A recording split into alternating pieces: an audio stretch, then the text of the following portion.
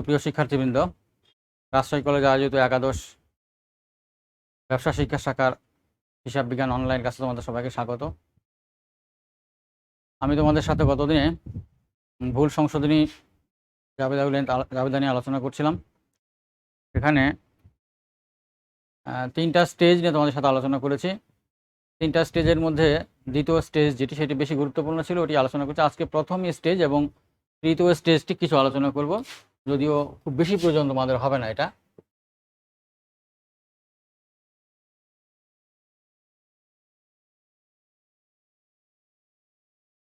তারপরেও জানা থাকা ভালো, ছোটোখাটো প্রয়োজন পড়তে পারে।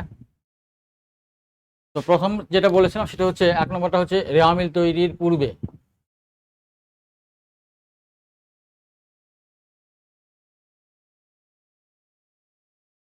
আর এটা হচ্ছে রেওয়া মিল তৈরির পর।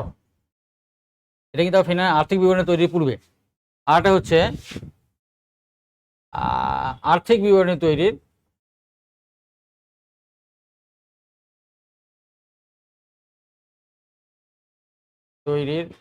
পর।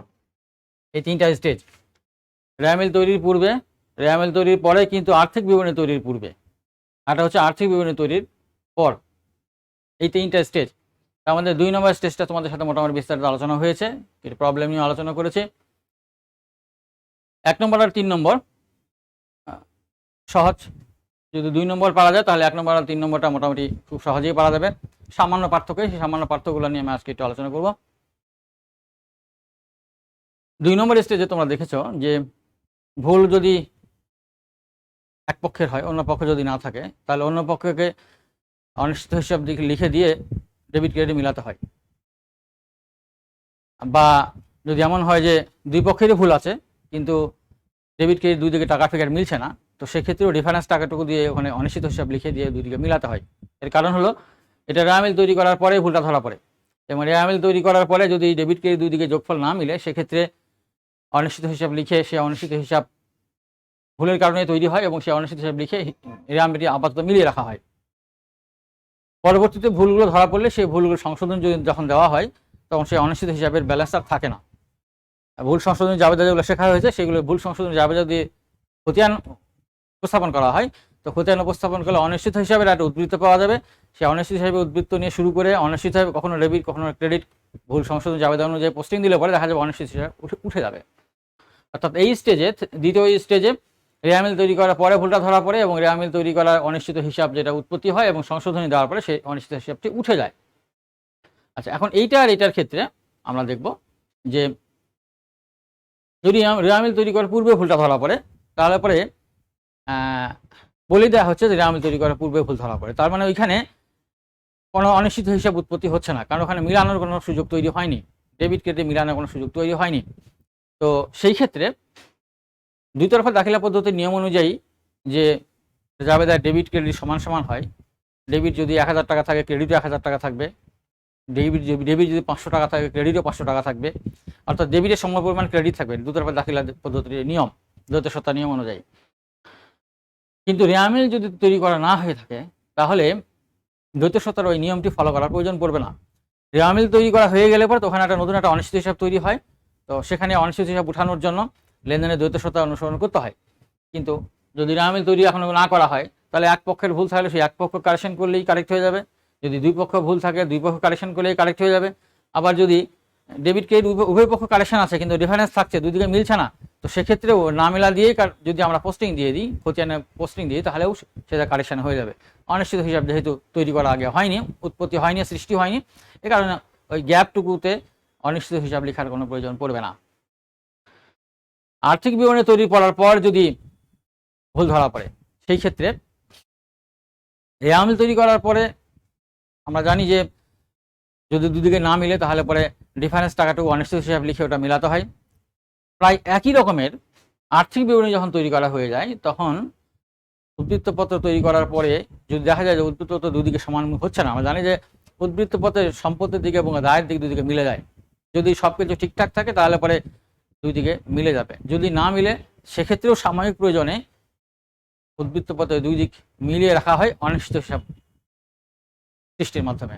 তার মানে আমরা দেখতে পাচ্ছি যে এই আর্থিক বিবরণী তৈরি করার পরেও যদি উদ্বৃত্তপত্র না মিলে তাহলে সেখানেও অনিশ্চিত হিসাব তৈরি হয়।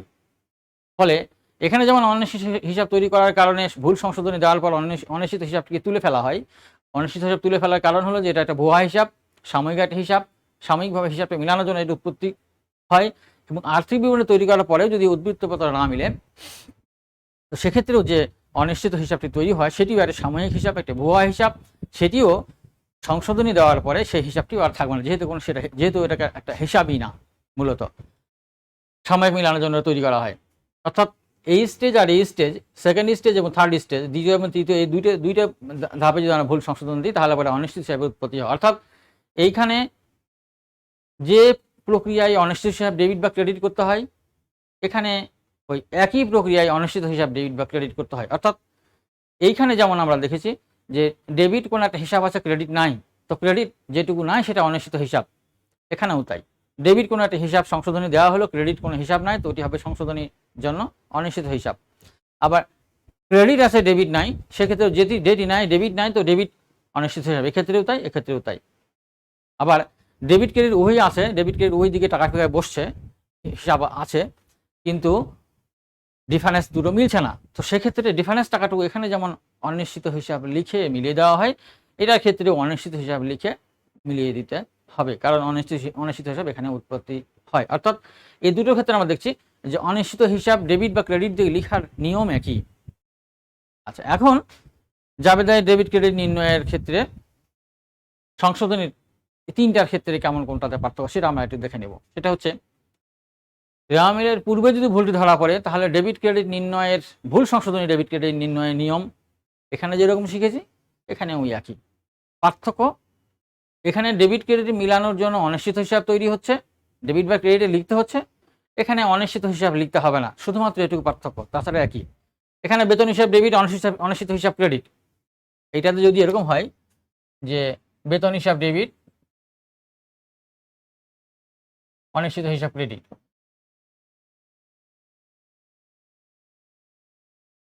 এরকম যদি হয়, মনে করো 500 টাকা, এরকম একটা ভুল সংশোধনী যদি দ্বিতীয় স্টেজে হয়, গতদিন আমরা শিখেছি, এখানে কিন্তু ডেবিট ক্রেডিট ভুল সংশোধনের নিয়ম একই। অর্থাৎ বেতন হিসাবে এখানেও ডেবিট হবে, অর্থাৎ বেতন হিসাবের সাথে 500 টাকা এখানেও যোগ হবে, বেতন হিসাব ডেবিট এখানেও হবে। কিন্তু এখানে যে অনিশ্চিত হিসাব ক্রেডিট করলাম 500 টাকা, এখানে আর অনিশ্চিত হিসাব ক্রেডিট 500 টাকা হবে না, এইটুকুই পার্থক্য। বা এখানে আরও একটা হিসাব যদি থাকে, সেটা যদি ডেবিট বা ক্রেডিট থাকে এবং সেখানে ডেবিট ক্রেডিটের পার্থক্য যদি থাকে, সে পার্থক্য যেমন এখানে যেমন অনিশ্চিত হিসাব আমরা লিখি, এই জায়গাটায় অনিশ্চিত হিসাব হবে না। তার মানে বিষয়টা দেখা গেল এই জায়গাটায় দ্বৈত সত্তার নীতি ফলো করে ডেবিট ক্রেডিট যোগ দুই দিকে, ডেবিট এবং ক্রেডিট দুই দিকে মিলানোর কোনো প্রয়োজন পড়বে না, সেটা এক পক্ষের ভুল হোক আর দুই পক্ষের ভুল হোক, এই জায়গাটা মিলানোর প্রয়োজন পড়বে অনিশ্চিত হিসাব দিয়ে। তাছাড়া একই অন্যান্য হিসাব যেগুলো খরচ, আয়, ব্যয়, সম্পত্তি, দায়, যেগুলো হিসাব আছে, এই হিসাবগুলো যেমন ডেবিট ক্রেডিট করতে হয়, সেগুলো ডেবিট করার নিয়ম এখানেও যা, এখানেও তা, কোনো পার্থক্য নাই। আর্থিক বিবরণী তৈরি করার পরে যদি ভুলটা ধরা পড়ে তাহলে একটু জটিলতা আছে, সেটা হচ্ছে যে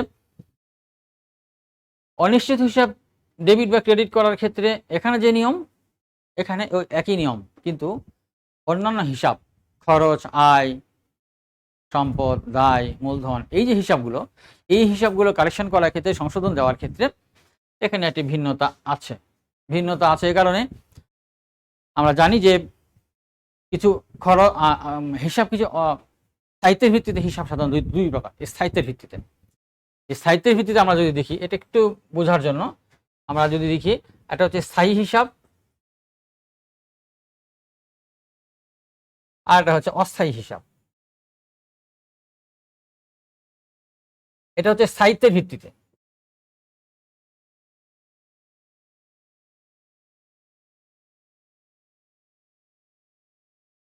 স্থায়িত্বের ভিত্তিতে আমাদের হিসাবকে ভাগ করি, তাহলে একটা স্থায়ী হিসাব পার্মানেন্ট অ্যাকাউন্ট, একটা হচ্ছে টেম্পোরারি অ্যাকাউন্ট, অস্থায়ী হিসাব, দুটো হিসাব, দুই ধরনের হিসাব। স্থায়ী হিসাব এগুলো যেগুলো ব্যালেন্স শিটে লেখা হয়, সাধারণত ব্যালেন্স শিটে লেখা হয় মানে সম্পদ, দায়, মূলত।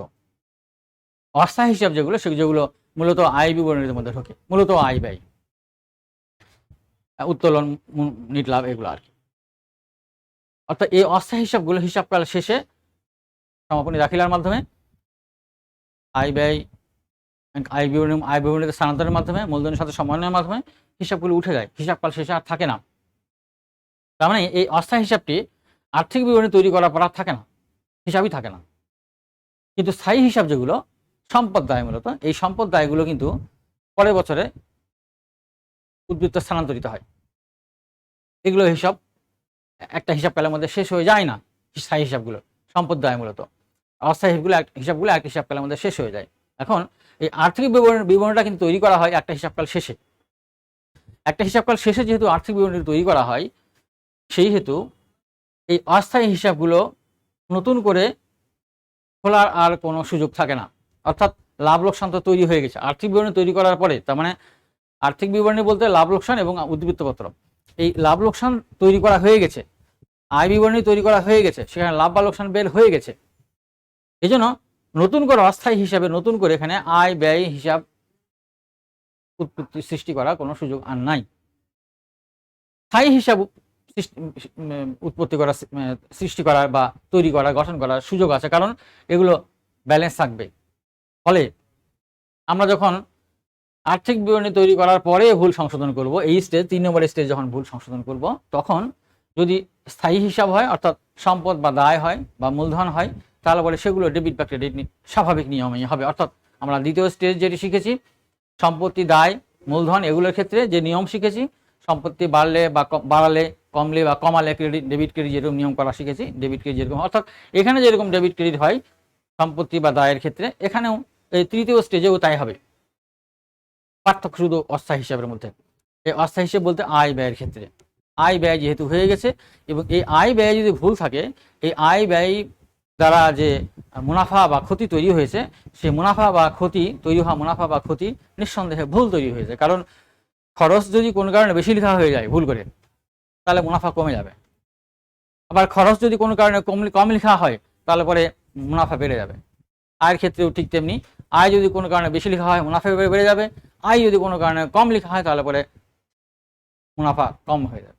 অর্থাৎ ভুলের কারণে এই অস্থায়ী হিসাব বা আয় ব্যয় এই দুটো যদি প্রভাবিত হয়, তাহলে তার দ্বারা আর্থিক বিবরণীর লাভ লোকসান প্রভাবিত হয়। এই জন্য আমরা আর ওই আয় ব্যয় হিসাব নতুন করে সৃষ্টি করব না, তার পরিবর্তে আয় বিবরণী যেটি আমরা করব, সেই আয় বিবরণীর মুনাফা বা ক্ষতিকে সমন্বয় করে নিব। আয় বা ক্ষতির মুনাফা বা ক্ষতি আমরা যদি সমন্বয় করে নিই, তাহলে পরে পুরা হিসাব সঠিক হয়েছে বলে ধরে নেওয়া হবে। কারণ আমরা খরচ বা আয় এ দুটোকে যদি কারেকশন করার পরে এগুলো লাভ লোকসান বের করি, তারপরেও খরচ বা আয় হিসাব ক্লোজ হয়ে যায়, সমাপনী দাখিলার মাধ্যমে বন্ধ হয়ে যায়। আবার যদি এগুলো অস্থায়ী হিসাবগুলো দিয়ে আয় বিবরণী তৈরি করার পরে যদি নতুন করে ভুল বের হয়, সেগুলো দিয়ে যদি আমরা লাভ লোকসানকে কারেকশন করে নিই, তাহলে পরে লাভ লোকসান সঠিক হয়।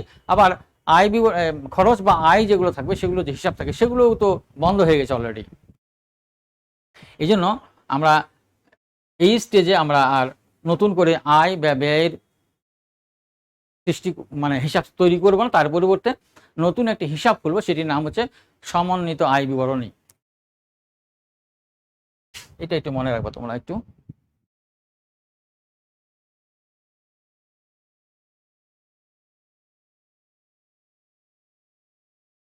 এখানে যে নতুন একটা হিসাব আমাদের খুলতে হবে, সেটা হচ্ছে সমন্বিত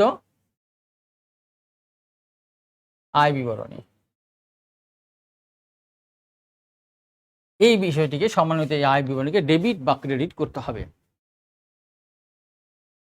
এই যে বেতন হিসাব ডেবিট করা হয়েছে এখানে, এই বেতন হিসাব ডেবিট করার মানে হলো এই স্টেজে বেতন কম ছিল, ভুল করে বেতন কম লেখা হয়েছে। বেতন কম লেখা যদি হয়ে থাকে, তাহলে খরচ কম লেখা হয়েছে। খরচ কম লেখা যদি হয়ে থাকে, তাহলে মুনাফার পরিমাণটা বেশি হয়ে আছে। খরচ কম লিখলে মুনাফার পরিমাণটা বেশি হয়ে থাকবে। এখন আমরা কারেকশন করতে গেলে এটাকে মুনাফার পরিমাণটাকে কমাতে হবে। এই মুনাফার পরিমাণ কমাতে গেলে আয় বিবরণীকে আমরা যদি ডেবিট ক্রেডিট ছকের মতো চিন্তা করি, তাহলে পরে ইনকাম সামারি আয় বিবরণীকে যদি আশায় সংক্ষেপ মনে বলি ওটাকে, বা আয় বিবরণী বলি আমরা বোঝার ক্ষেত্রে, এটা যদি ছকের মতো মনে করি, ডেবিট ক্রেডিট মনে করি, তাহলে পরে আয় বিবরণীকে যে মুনাফাটা অলরেডি হয়ে গেছে, সে মুনাফা তো ক্রেডিট, তো সেই হিসেবে আমরা ক্রেডিট লিখি। আর বেতন হিসাব যে ডেবিট 500 টাকা, বেতন কম লেখা হয়েছে 500 টাকা যদি আমরা ডেবিট করি, এর আয় বিবরণী আমরা টি ছক যদি বোঝার জন্য এটি করি, এটা ক্রেডিট দিকে। মনে করো আগে মুনাফা হয়ে আছে 50,000 টাকা, এই 50,000 টাকা আমরা যদি মুনাফা ক্রেডিট দিয়ে লিখি, আর এই 500 টাকা বেতন যে 500 টাকা কম লেখা হয়েছে, এই 500 টাকা বেতন যদি এই টি ছকের মতো করে 500 টাকা আমরা ডেবিট দিকে 500 টাকা লিখি, তাহলে কিন্তু ওই 50,000 টাকার থেকে 500 টাকা মাইনাস হয়ে 49,500 টাকা হবে মুনাফার পরিমাণ, এবং সেক্ষেত্রে মুনাফার পরিমাণটা সংশোধন হয়ে যাবে। আর মুনাফা বা ক্ষতির পরিমাণটা সংশোধন হয়ে গেলেই আমাদের হিসাব সঠিক হয়ে যাবে। আসলে আমরা যে অ্যাকাউন্টিং এর বিষয়গুলো শিখি, আমাদের ব্যবসা প্রতিষ্ঠানে মুখ্য টার্গেট হচ্ছে মুনাফা করা। অন্যান্য যত রকমের উদ্দেশ্য আছে এগুলো ছাপিয়ে প্রধানতম উদ্দেশ্য হচ্ছে মুনাফা। একটা প্রতিষ্ঠান কখনোই দীর্ঘমেয়াদে রান করতে পারবে না মুনাফা ছাড়া। স্বল্প মেয়াদে রান করতে পারবে, কিন্তু দীর্ঘমেয়াদে মুনাফা ছাড়া কোনো প্রতিষ্ঠান টিকতে পারবে না, ব্যবসায় প্রতিষ্ঠান টিকতে পারবে না। এই সমস্ত প্রতিষ্ঠানের মুনাফা ঠিক করাটাই হলো মুখ্য উদ্দেশ্য। হিসাব নিকাশ যত কিছু যেভাবে মেনটেন করুক না কেন, এগুলোর মুখ্য উদ্দেশ্য মুনাফার পরিমাণটাকে সঠিক করা, মুখ্য উদ্দেশ্য। সম্পদ দায়ের তালিকা সঠিকভাবে প্রকাশ করতে হবে, সেগুলোও আছে, কিন্তু মুখ্য উদ্দেশ্য হচ্ছে মুনাফার পরিমাণটা সঠিকভাবে বের করা। মুনাফার পরিমাণটা যদি সঠিকভাবে বের করতে না পারে, তাহলে কিন্তু ব্যবসা টিকবে না। মুনাফার পরিমাণ যদি বেশি করে ফেলে বের করে, তো মুনাফা বেশি করে যদি ক্যালকুলেশন বেশি করে, আর মালিক যদি মনে করে মুনাফা বেশি হয়েছে আমরা এখান থেকে ইউজ করি, তো সে যদি ওখান থেকে ইউজ করা শুরু করে, তো আলটিমেটলি ওই মুনাফাটা আসলে মুনাফার থেকে ইউজ হবে না, ওটা ক্যাপিটাল থেকে চলে যাবে। আস্তে আস্তে একটা সময় দেখা যাবে ক্যাপিটাল নীল হয়ে যাবে। এই জন্য মুনাফার পরিমাণটা সঠিকভাবে বের করা খুবই জরুরি। এই জন্য এই সেকেন্ড স্টেজে যে আমরা জাবেদা ডেবিট ক্রেডিট নির্ণয়ের ভুল সংশোধনী শিখেছি, সেই সংশোধনীতে স্থায়ী হিসাব যেগুলো সম্পদ বা দায়, সেগুলো ঠিক একই রকমের হবে, ডেবিট বা ক্রেডিট হবে। কিন্তু এই যে বেতন হিসাব, ভাড়া হিসাব, তারপরে সেবা আয় হিসাব, বিক্রয় হিসাব, ক্রয় হিসাব, এই যে সমস্ত আয় ব্যয়, এগুলো অস্থায়ী হিসাব। এইগুলো হিসাব লিখার পরিবর্তে এই তৃতীয় ধাপ যদি হয়, তাহলে পরে আমাদেরকে সম্মানিত আয় বিবরণী লিখতে হবে। অর্থাৎ এই জাবেদাটা যদি এখানে হয়, তাহলে তোমার জাবেদা লিখতে হবে হচ্ছে সম্মানিত আয় বিবরণী ডেবিট,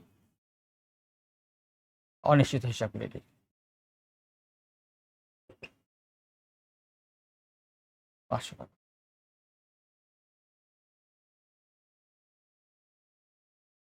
এইটুকু যদি তোমরা মনে রাখতে পারো, তাহলে পরে মোটামুটি পারবা আর কি।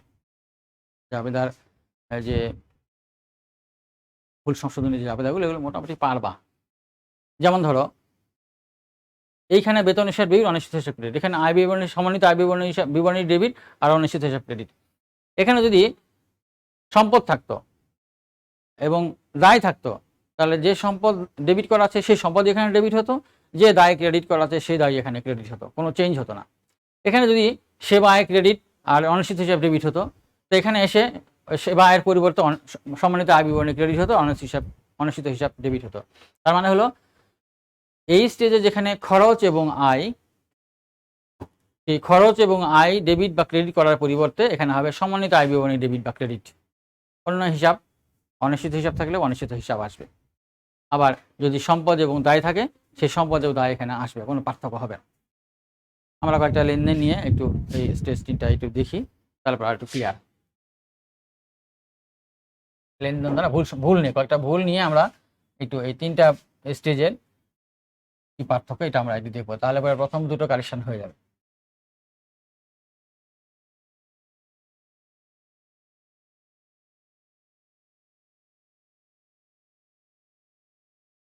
এক নম্বর ভুল, বেতন প্রদান 10,000 টাকা, বেতন হিসাবে 1,000 টাকা লেখা।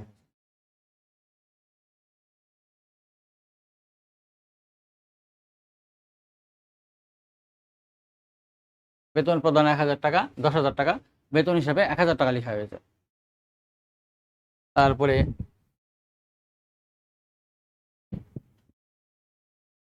হীরাকে 10,000 টাকা প্রদান, নীরাকে ডেবিট করা হয়েছে।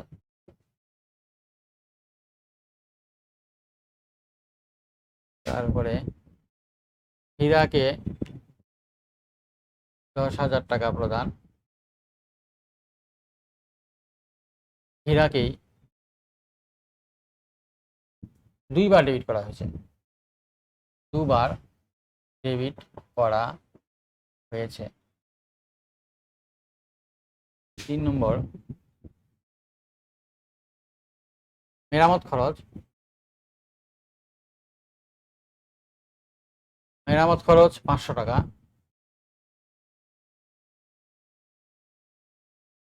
যন্ত্রপাতি হিসেবে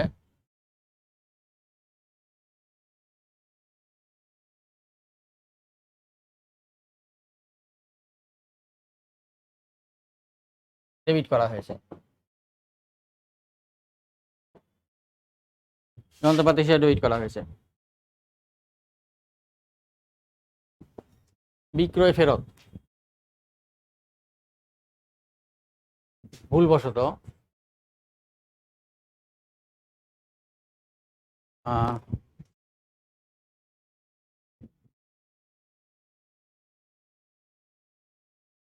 রহিমের নিকট হতে বিক্রয় ফেরত 2,000 টাকা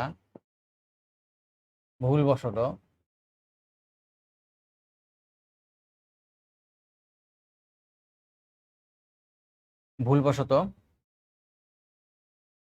ক্রয় ফেরত হিসেবে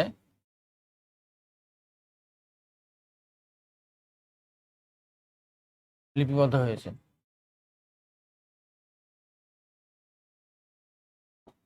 ক্রয় ফেরত হিসেবে লিপিবদ্ধ হয়েছে।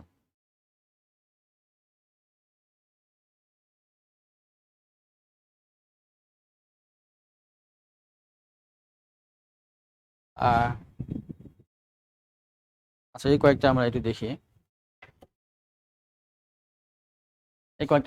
এই ভুল কয়েকটা যদি আমরা সংশোধন করে দেখি কি অবস্থা হয়।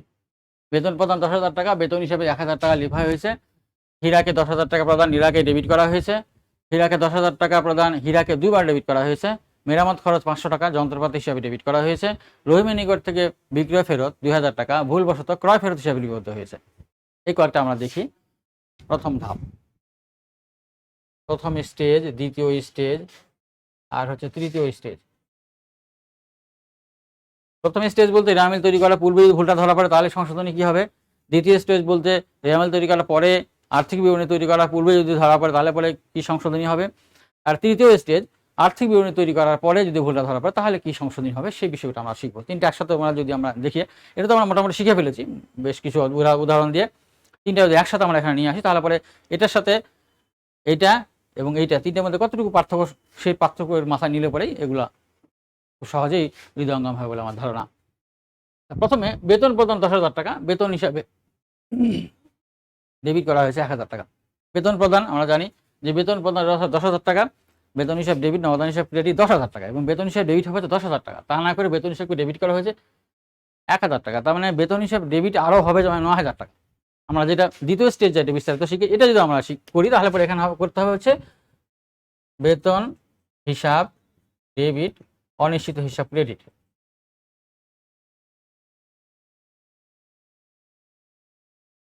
টাকা।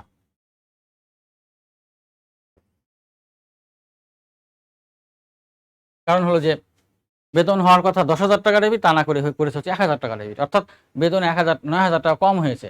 আর বেতন 1,000 টাকা 9,000 টাকা কম হলে পরে এখন বেতন হিসাব ডেবিট হবে 9,000 টাকা, তাহলে বেতন ঠিক হয়ে গেল। বিপরীত আর তো কোনো হিসাব ভুল নাই, তাহলে বিপরীত হিসাবটা হচ্ছে অনিশ্চিত হিসাব। এই স্টেজে আমরা বলেছি যে যে পক্ষ ভুল থাকবে শুধু সে পক্ষ কারেকশন হবে, অনিশ্চিত হিসাবের কোনো প্রয়োজন নেই। তার মানে হলো শুধুমাত্র বেতন হিসাব ডেবিট হবে 9,000 টাকা। তখন বেতনের সাথে যোগ হবে 9,000 টাকা, আর কিছু না। এখানে ক্রেডিট করার কোনো প্রয়োজন পড়বে না। এখানে জাবেদার এভাবে দ্বৈতরফা দাখিলা পদ্ধতির নিয়ম মানার কোনো প্রয়োজন পড়বে না। এখানে অনিশ্চিত হিসাব আসবে। তৃতীয় স্টেজে আমরা বললাম যে যদি অস্থায়ী হিসাব হয়, আয় ব্যয় জাতীয় কোনো হিসাব হয় যেগুলো সমাপনী দাখিলার মাধ্যমে বন্ধ করে দেওয়া হয় হিসাবকাল শেষে, তাহলে পরে সেই হিসাবটির পরিবর্তে দিতে হবে সম্মানিত আয় বিবরণী। অর্থাৎ এখানে বেতন হিসাবটি ঠিক ওই রকমের হিসাব একটি যে সংশ্লিষ্ট হিসাবকাল শেষে এই হিসাবটিকে সমাপনী দাখিলার মাধ্যমে বন্ধ করে দেওয়া হয়। তো সেই হিসাবে এই বেতন হিসাবটি আর থাকবে না, বেতন হিসাবের পরিবর্তে হবে হচ্ছে সম্মানিত আয় বিবরণী।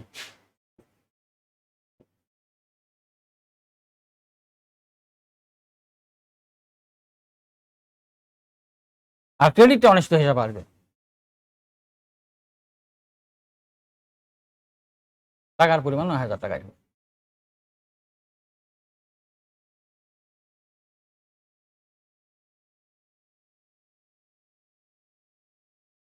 বেতন হিসাবে এখানে ডেবিট করলাম না, তার পরিবর্তে করলাম হচ্ছে সমন্বিত আয় বিবরণী।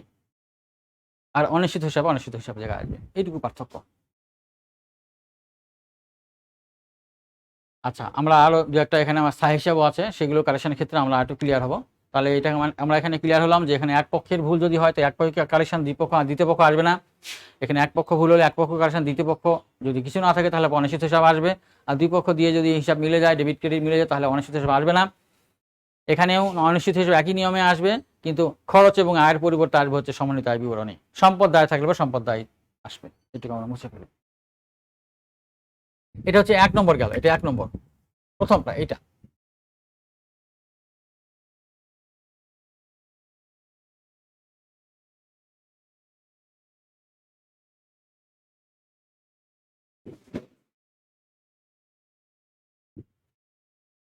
আচ্ছা, ২ নম্বরে দেখো বলছে যে হীরাকে ১০,০০০ টাকা প্রদান, নীরাকে ডেবিট করা হয়েছে। হীরাকে ১০,০০০ টাকা প্রদান, নীরাকে ডেবিট করা হয়েছে। আমরা যদি দ্বিতীয় স্টেজ ধরি তাহলে পরে হীরাকে ১০,০০০ টাকা প্রদান করা হলে পরে হীরা তো ডেবিট হবে নিঃসন্দেহে, হীরা ডেবিট। হীরা ডেবিট হবে হচ্ছে ১০,০০০ টাকা। এটা ডেবিট করেনি, যেহেতু এটা ডেবিট করেনি ফলে ডেবিট করতে হবে এখন, না হলে পরে কারেকশন হবে না হীরা হিসাবটা।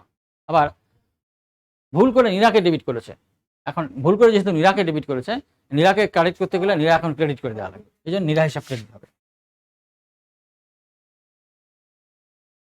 ১০,০০০ টাকা। দেখো ডেবিট এবং ক্রেডিট দুটো কিন্তু মিলে গেল, এখানে অনিশ্চিত হিসাবের কোনো প্রয়োজন নাই। প্রথম স্টেজেও কিন্তু একই আসবে, কারণ এখানে ডেবিট ক্রেডিট দুদিকেই ভুল, হীরা হিসাবেও ভুল, নীরা হিসাবেও ভুল। হীরা হিসাব বাড়তো ১০,০০০ টাকা দিয়ে, এখানেও এই স্টেজ হলেও বাড়াতে হবে। নীরা হিসাব কমবে ১০,০০০ টাকা দিয়ে কারেকশন করতে গেলে, যদি বাড়িয়ে রাখা হয়েছিল ভুল করে, এজন্য নীরা হিসাবও আসবে এবং নীরা হিসাবে ক্রেডিট, অর্থাৎ এই স্টেজেও যাবে দেওয়া হবে হীরা হিসাব ডেবিট ১০,০০০ টাকা, নীরা হিসাব ক্রেডিট ১০,০০০ টাকা, একই যাবে দেওয়া হবে। এটার ক্ষেত্রে এটা কিন্তু হীরা নীরা, এটা কিন্তু সম্পদ বা দায়, এটি কিন্তু খরচ বা আয় না। এটি হয় প্রাপ্য হিসাবের মধ্যে ঢুকবে, নাহলে প্রদেয় হিসাবের মধ্যে ঢুকবে, এই দুটো। ফলে এগুলো কিন্তু পার্মানেন্ট অ্যাকাউন্ট, অর্থাৎ হিসাবকাল শেষেও এটি উদ্বৃত্ত পরের বছরে স্থানান্তরিত হবে। এই ধরনের হিসাবের কিন্তু সমন্বিত আয় বিবরণী আসবে না, বরং এখানে যেরকম জাবেদা হবে ওখানেও সেরকম জাবেদা, অর্থাৎ এখানেও জাবেদা হবে যে হীরা হিসাব ডেবিট আর নীরা হিসাব ক্রেডিট।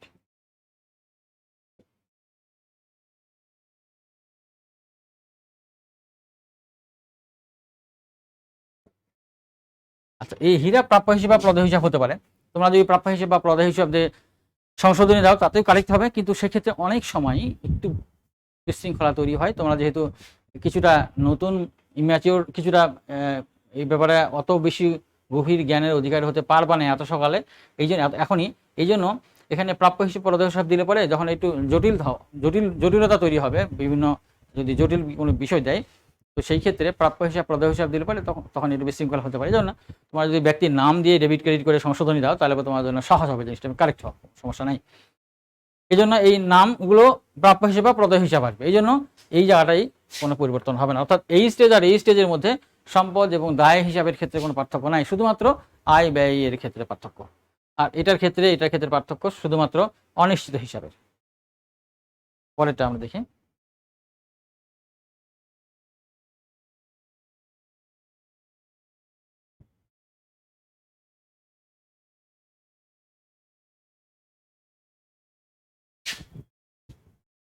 হীরাকে ১০,০০০ টাকা প্রদান, নীরা হীরাকে ২ বার ডেবিট করা হয়েছে। হীরাকে ১০,০০০ টাকা প্রদান, হীরাকে ২ বার ডেবিট করা হয়েছে। অর্থাৎ হীরাকে ১০,০০০ টাকা দেওয়া হয়েছে, কিন্তু তাকে ডাবল ২ বার ডেবিট করা হয়েছে। ২ বার ডেবিট করা মানে হীরার ডেবিট দিকে ১০,০০০ টাকা বেশি হয়ে গেছে। আমরা যদি এখানে কালেকশন করি তাহলে হবে হচ্ছে অনিশ্চিত হিসাব ডেবিট,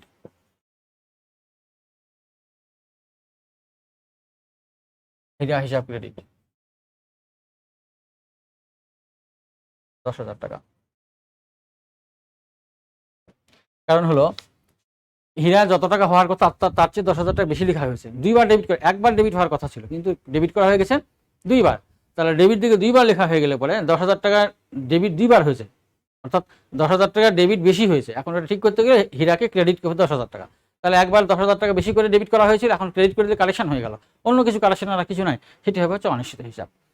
এইখানে যেহেতু ডেবিট ক্রেডিট কালেকশনের কোনো প্রয়োজন নাই, অনিশ্চিত হিসাব ওপেন করার কোনো প্রয়োজন নাই, শুধুমাত্র হীরা হিসাব ক্রেডিট হবে।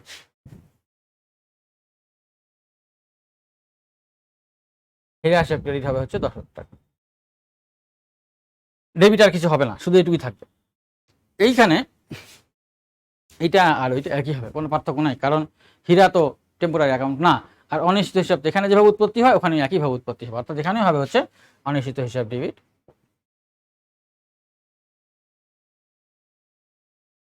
হীরা হিসাব ক্রেডিট।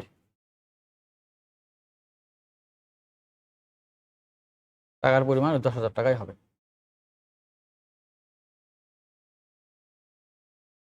এই হচ্ছে আমরা 3 নম্বর যেটা আমরা দেখলাম সেটা আমরা শিখলাম। এরপরে 2, 3 এটা হবে 4 নম্বর, আসলে এটা 3 এটা 4। আচ্ছা, নেক্সট আমরা কোনটা এটা দেখি একটু, 3 নম্বরটা 4 নম্বরটা।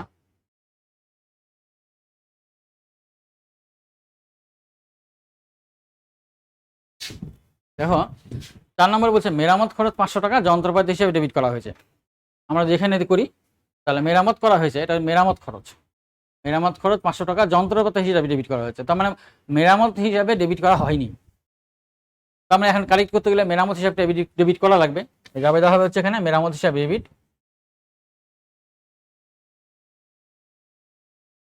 ডেবিট হবে হচ্ছে 500 টাকা।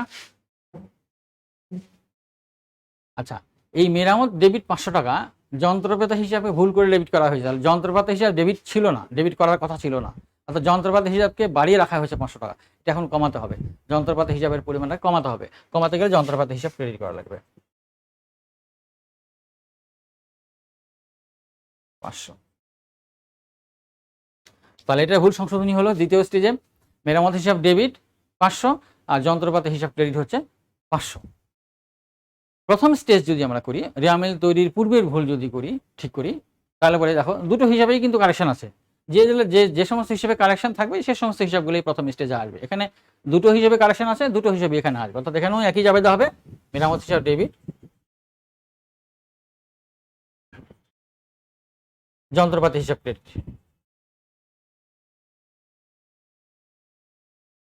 টাকার ফিগার ওই 500।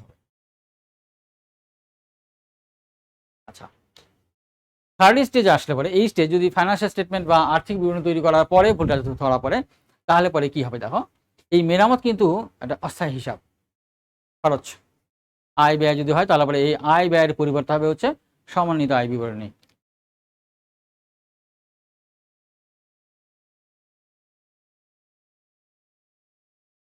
সমন্বিত আয় বিবরণী ডেবিট হয় 500। আর যন্ত্রপাতি কিন্তু পার্মানেন্ট অ্যাকাউন্ট, সম্পদ।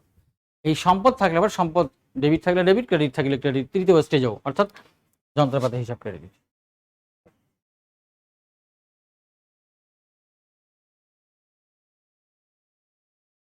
500।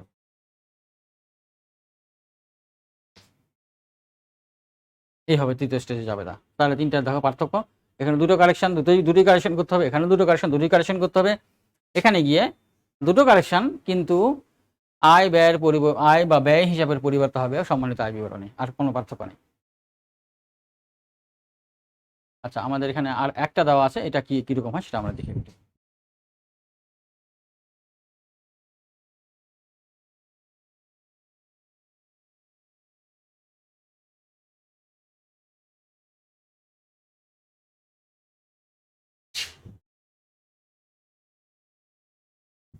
দেখো, রহিমের নিকট হতে বিক্রয় ফেরত আনতে ফেরত আর কি।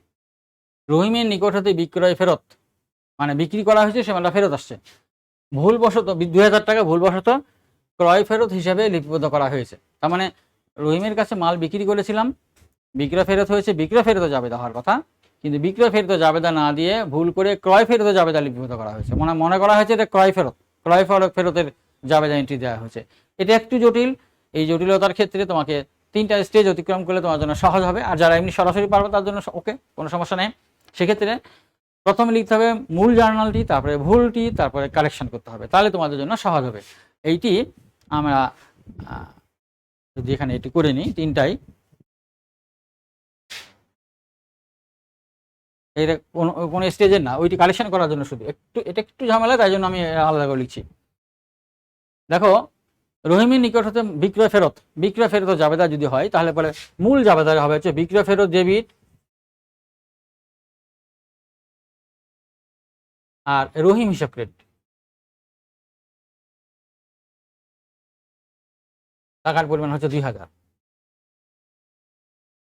এটা হচ্ছে মূল জাবেদা। এই জাবেদাটা যদি করতো তাহলে কিন্তু এটা ভুল সংশোধনের মধ্যে আসতো না, কিন্তু এই জাবেদাটা করেনি। বিক্রয় ফেরত ডেবিট, রহিম হিসাব ক্রেডিট, এই জাবেদাটা করেনি। না করেছে কি, ভুলবশত ক্রয় ফেরত হিসাবে লিপিবদ্ধ করা হয়েছে, মনে করেছে ক্রয় ফেরত।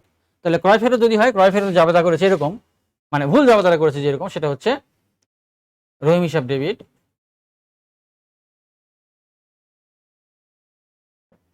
আর ক্রয় ফেরত ক্রেডিট। টাকার পরিমাণ 2000।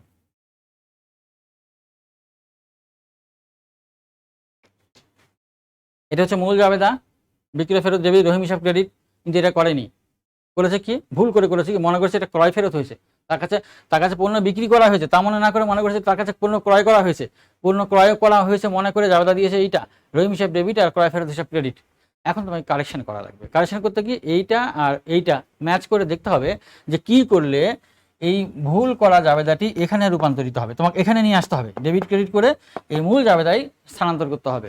দেখো, বিক্রয় ফেরত ডেবিট, এটা কিন্তু বিক্রয় ফেরত ডেবিট কোথাও করেইনি।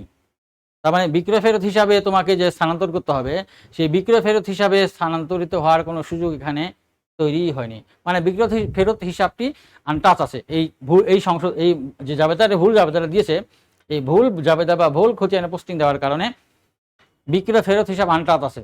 ফলে এই আনটাচ বিষয়টিকে ঠিক করতে গেলে, এটা ডেবিট হওয়ার কথা ছিল, মূল জাবেদা ডেবিট হওয়ার কথা ছিল, এখানে ডেবিটই করা লাগবে। অর্থাৎ কালেকশন করতে গেলে লিখতে হবে বিক্রয় ফেরত ডেবিট।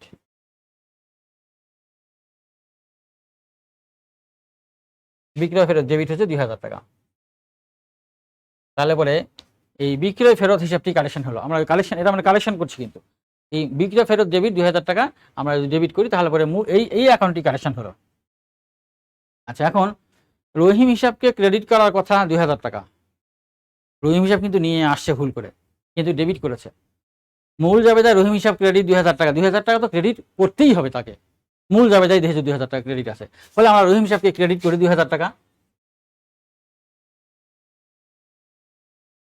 আপাতত ক্রেডিট করে 2000 টাকা। দেখো, ফলে এই 2000 টাকা ক্রেডিট হলো।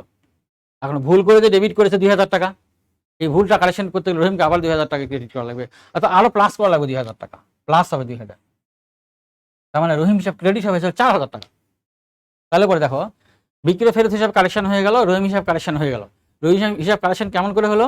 রহিম হিসাব মূল জাবেদায় 2000 টাকা ক্রেডিট হওয়ার কথা, সেখানে প্রথম আমরা ক্রেডিট করলাম, ভুল করে তাকে ডেবিট করে ফেলেছে, সেটাও ক্রেডিট করে ফেললাম, তাহলে ভুলটাও কালেকশন হয়ে গেল, আর যেটা লিখে নিই সেটাও কালেকশন হয়ে গেল। আর বিক্রয় ফেরত ভুল করে ক্রেডিট করেছিল, বিক্রয় ফেরত আসলে ক্রেডিট হবে না, ওটা আনটাচ থাকবে, ওই হিসাবটিতে টাচ হওয়ার কথা না, কিন্তু ভুল করে ক্রেডিট করে ফেলেছে। যেহেতু ভুল করে এটাকে ক্রেডিট করে ফেলেছে, এখন এটাকে ঠিক করতে গেলে ডেবিট করা লাগবে, ক্রয় ফেরত হিসাবে ডেবিট হবে।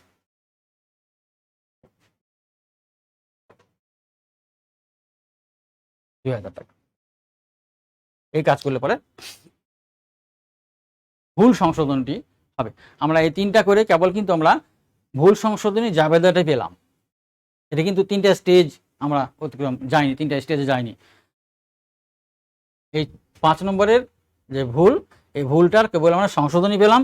এটা মূল জাবেদা, এটা ভুল করেছে। এখন ভুল করার কারণে সংশোধনী দিতে হলো আমাদের এইটা, বিক্রয় ফেরত ডেবিট 2000, ক্রয় ফেরত ডেবিট 2000, আর রহিম হিসাব ক্রেডিট হচ্ছে 4000।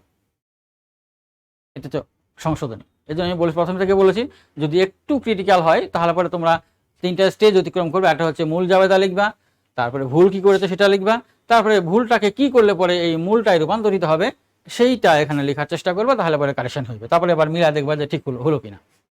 আচ্ছা, এইবারে আমরা ওই ভুল সংশোধনী জাবেদাটা আমরা এখানে 3টা স্টেজে নিয়ে আসবো। প্রথম স্টেজ হলে পরে কি জাবেদা হবে, দ্বিতীয় স্টেজ হলে পরে কি জাবেদা হবে, এবং তৃতীয় স্টেজ হলে পরে কি জাবেদা হবে। আমরা এইটা নিয়ে শুধু এখন আলোচনা করবো। এটি যেহেতু আমরা কালেকশন যেহেতু আমরা এটা পেয়ে গেলাম, এই জিনিসটা নিয়ে আমরা 3টা স্টেজে কি হবে। এটা কিন্তু রাফ, এই দুটো কিন্তু পরীক্ষার খাতায় করা যাবে না, এই দুটো রাফ কিন্তু এই দুটো।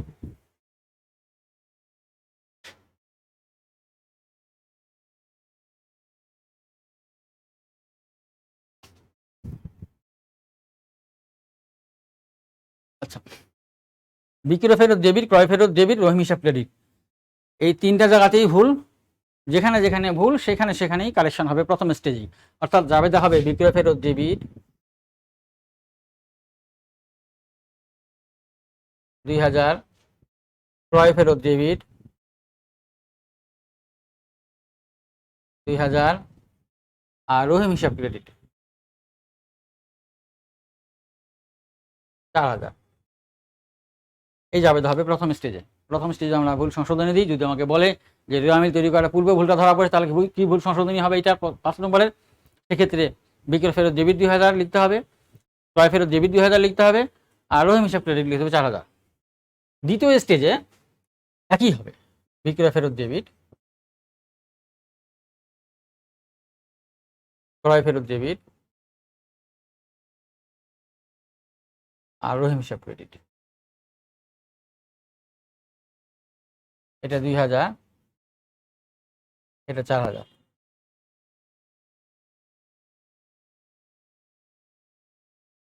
তাহলে বিক্রয় ফেরত ডেবিট 2000, ক্রয় ফেরত ডেবিট 2000, আর রহিম ক্রেডিট 4000। ডেবিট ক্রেডিট দুদিকে মিলে গেল। এখানেও ওখানে যেহেতু মিলে গেছে, এখানে যদি মিলানো থাকে, অনিশ্চিত হিসাব না আসে, তো হুবহু ওই জিনিসটাই আসবে। যেখানে মিলানো আছে অনিশ্চিত হিসাব আসছে, এখানে কিন্তু অমিল থাকবে, অনিশ্চিত হিসাব এখানে আসবে না। এইটার ক্ষেত্রে তৃতীয় স্টেজের ক্ষেত্রে আমরা আগে বলেছি যে এই যে বিক্রয় ফেরত আর ক্রয় ফেরত, এটা কিন্তু আয় ব্যয় হিসাবের মধ্যে পড়ে। ফলে এই দুটো আয় ব্যয় হিসাবের পরিবর্তে লিখতে হবে সমন্বিত আয় বিবরণী।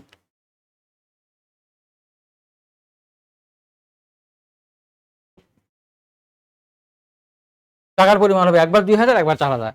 একবার বিক্রয় ফেরতের জন্য যদি কেউ সমন্বিত আয় বিবরণী 2000 ডেবিট করে, আবার ক্রয় ফেরতের জন্য আবার যদি কেউ 2000 টাকা ডেবিট করে, দুইবার ডেবিট করলেও কোনো ভুল নাই, সমস্যা নাই। অর্থাৎ এখানে কেউ যদি দুইবার সমন্বিত আয় বিবরণী 2000 করে, কেউ অথবা কেউ যদি একবারে 2000 4000 লিখে ডেবিট করে, তাতে কোনো সমস্যা নাই।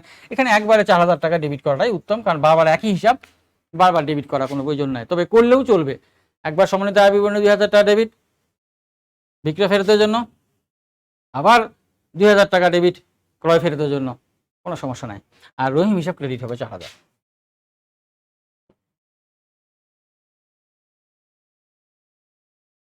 এই হলো ভুল সংশোধনী 3টা স্টেজের।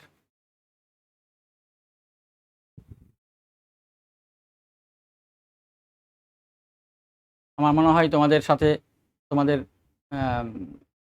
কাছে এই বিষয়টা ক্লিয়ার হয়েছে। যদি তোমরা এটা ভালো করে অনুসরণ করো, একটু বই পুস্তক চোখ বুলাও, একটু প্র্যাকটিস করো, আমার মনে হয় যে এই ভুল সংশোধনী বিষয়গুলি তোমাদের সামনে পরিষ্কার হবে। কারণ আমার যতদূর মনে পড়ে ভুল সংশোধনী বিষয়গুলো আমি মোটামুটি বিস্তারিত আলোচনা করেছি। তবে এখানে তোমাদের যেগুলো প্রয়োজন হতে পারে, যে হিসাবগুলো কারেকশন করার প্রয়োজন বলতে পারে, তো সেক্ষেত্রে খতিয়ান তত হিসাব তো তোমার করা শিখেছই। তো সেই ক্ষেত্রে এগুলো হিসাবে যদি ওপেনিং উদ্বৃত্ত থাকে, প্রারম্ভিক উদ্বৃত্ত থাকে, সেই উদ্বৃত্তগুলো খতিয়ানি হিসাবের প্রথমে দিয়ে এখানে যে ডেবিট ক্রেডিট হচ্ছে সেই ডেবিট ক্রেডিট অনুযায়ী পোস্টিং দিলেই উদ্বৃত্ত বের করে নিলেও হয়ে গেল। আবার অনিশ্চিত হিসাব যদি তোমাদের করতে বলে, অনিশ্চিত হিসাবে প্রাথমিক একটা উদ্বৃত্ত দেওয়া থাকবে। যদি না দেওয়া থাকলো, কিন্তু ভুল সংশোধনী যদি দ্বিতীয় স্টেজ করতে বলে বা তৃতীয় স্টেজ করতে বলে, সেক্ষেত্রে একটা অনিশ্চিত হিসাবে প্রাথমিক উদ্বৃত্ত থাকবেই, কারণ সেখানে অনিশ্চিত হিসাব ওপেন হয়েছেই, একটা উদ্বৃত্ত থাকবেই। এবং সেই উদ্বৃত্তটি অনিশ্চিত হিসাবে খতিয়ান হিসাব যেরকম করা শিখেছো তোমরা, ঠিক তেমনিভাবে খতিয়ান হিসাবের মতো অনিশ্চিত হিসাবের প্রথমে শুরুতে প্রারম্ভিক উদ্বৃত্ত লিখে বাকি ডেবিট ক্রেডিট যেগুলো পোস্টিং হচ্ছে সেগুলো ওখানে পোস্টিং দিয়ে দাও, তারপর উদ্বৃত্ত নির্ণয় করো, তাহলে তোমাদের হয়ে যাবে। এই বিষয়গুলো মাথায় রাখলে এইখানকার এই বিষয়গুলো তোমাদের করা সম্ভব বলে আমি মনে করছি। তো আজকে এ পর্যন্তই। তোমরা সুস্থ থাকো, ভালো থাকো এই কামনা করছি। আর পড়াশোনা করো ঠিক মতো। আল্লাহ হাফেজ।